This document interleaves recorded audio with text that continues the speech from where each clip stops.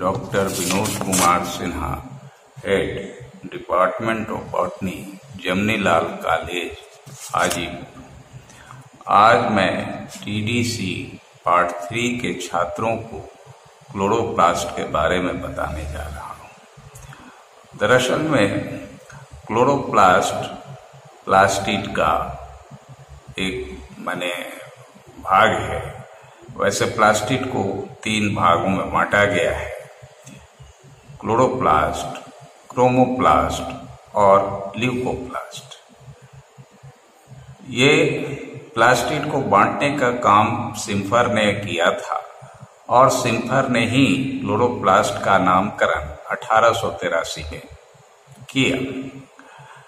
यह सभी तरह के पौधों की कोशिकाओं में पाया जाता है, लेकिन फंजाई में यह नहीं पाया जाता है।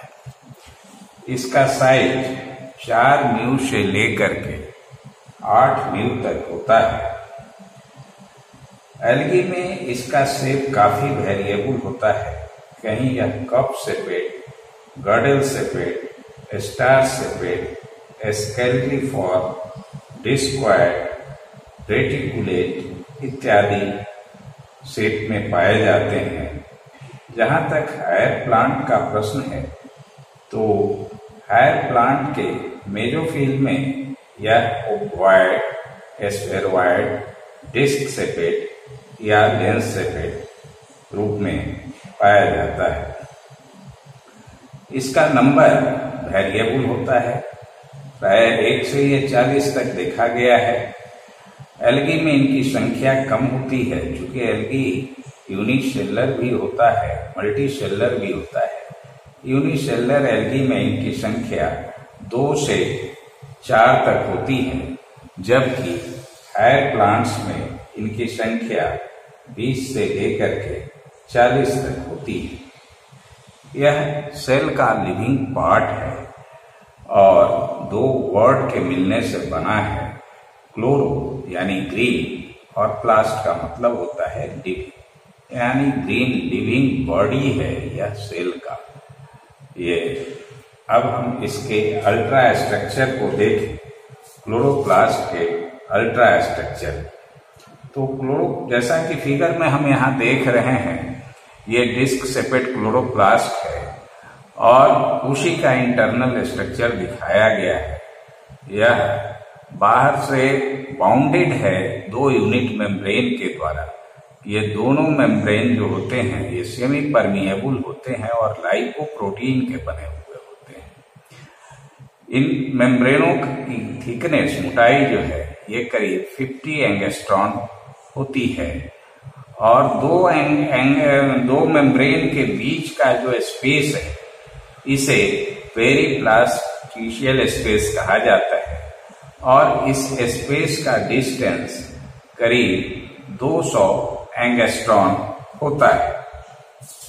अब इस मेम्ब्रेन के अंदर का भाग मैट्रिक्स कहलाता है और मैट्रिक्स में हम देख रहे हैं, जैसा कि फिगर में, कि बहुत सारे stack of coins like structure हैं। तो ये पूरा जो एक स्टैक है, इसे हम ग्रेना कहते हैं और इसके एक यूनिट को थैलाक्वाइड कहा जाता है। अब ये जो ग्रेना है, इसके अंदर थैलाक्वाइड की संख्या वो 20 से लेकर के 100 तक पाया जाता है। अब इस ग्रेना को अगर हम देखें तो ग्रेना दरअसल थैलाक्वाइड का ही बना हुआ है। इसके एक के ऊपर 2, दूसरे के ऊपर तीसरा, तीसरे के ऊपर चौथा, इस तरह से ये अरेंज्ड होता है थैलाक्वाइड। दूसरा जो भाग है मैट्रिक्स, इसे हम स्ट्रोमा कहते हैं। अब प्रकाश संश्लेषण क्रिया में 2 तरह का रिएक्शन होता है, एक तो लाइट रिएक्शन और दूसरा डार्क रिएक्शन। तो ग्रेना जो है यह लाइट रिएक्शन के लिए रिस्पॉन्सिबल है, यानी लाइट फेज यहाँ पूरा होता है प्रकाश संश्लेषण का, जबकि स्ट्रोमा डार्क रिएक्शन के लिए रिस्पॉन्सिबल है, यानी प्रकाश संश्लेषण का डार्क फेज पूरा होता है। अब ये जो फिगर लास्ट है इसमें हम देख रहे हैं, ये एक थैलाक्वाइड को अगर अंदर से देखा जाए तो इसके अंदर करीब 200 से 250 क्वांटाजोम्स होते हैं। अब ये क्वांटाजोम्स है क्या?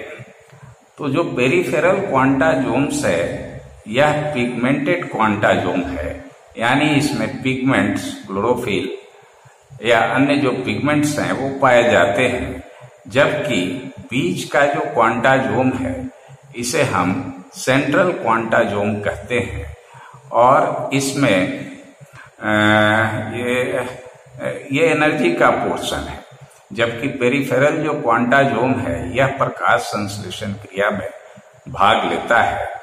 केमिकल कंपोजिशन अगर देखा जाए क्लोरोप्लास्ट का तो इसके अंदर protein 40 to 50%, lipid 35 to 40%, chlorophyll 5 to 10%, carotenoid 1 to 2%, RNA 0.5 to 10% और डीएनए फ्रैगमेंट्स में पाए जाते हैं।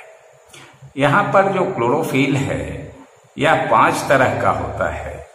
Chlorophyll A, chlorophyll B, chlorophyll C, chlorophyll D और क्लोरोफिल ई। जहां तक क्लोरोफिल ए और क्लोरोफिल बी का प्रश्न है, यह एंजियोस्पर्मिक प्लांट में पाया जाता है, जबकि ये क्लोरोफिल सी, क्लोरोफिल डी और क्लोरोफिल ई जो है, यहाँ पर क्लोरोफिल सी बेसिलियोफाइसी में, क्लोरोफिल डी रोडोफाइसी में और क्लोरोफिल ई जेंथोफाइसी में पाया जाता है। इसके अलावा सी, डी और ई तो ये एल्गी के विभिन्न प्लांट्स में पाए ही जाते हैं। साथ साथ ऐसा नहीं है कि उसमें क्लोरोफिल ए नहीं होता है, क्लोरोफिल ए भी पाया जाता है, लेकिन इसके अलावा सी, डी और ई भी होते हैं। धन्यवाद।